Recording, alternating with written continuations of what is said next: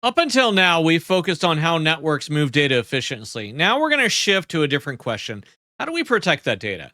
Security is not a feature you bolt onto the network after it's built. It's a design constraint that shapes every layer that we operate in.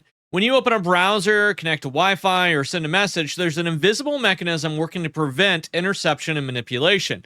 In this module, we're going to establish the core principles that define network security. But before we touch encryption algorithms or TLS handshakes, we need to understand of what we're defending against and why. Network security revolves around four foundational goals. Confidentiality ensures that only intended parties can understand the content of the communication.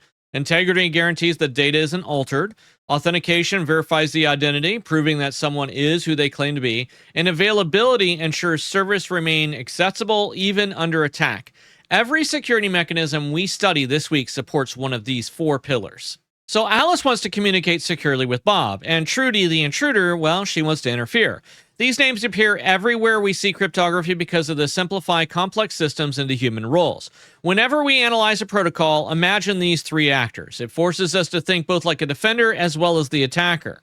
So threats in the network security fall into recognizable categories.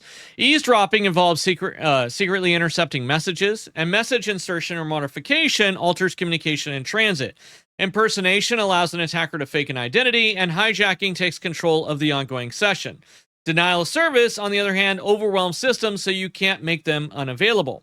Each threat challenges one or more of the security goals we defined earlier. One of the most dangerous misconceptions is assuming encryption alone is going to solve everything. Encrypting a message may protect confidentiality, but it doesn't automatically guarantee integrity or authentication. A secure system must combine multiple techniques. For example, you must encrypt data for secrecy and digitally sign it for authenticity. Security is layered. It's not a singular passage for a one-shot bullet. It requires coordinated mechanisms working together.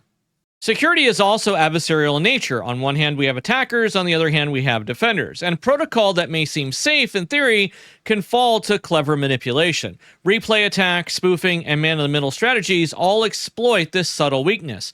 This is why we analyze not just how protocols work, but how they fail. And understanding failure modifies or strengthens our defensive design. As a network scale globally, security complexity actually increases. Web browsers talk to servers across continents.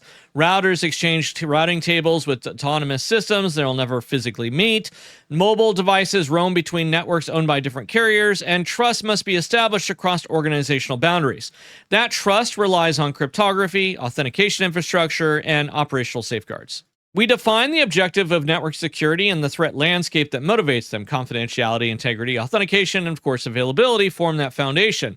The Alice, Bob, Trudy model helps us reason clearly about adversaries. From here, we're going to move into the technical machinery that enables secure communication.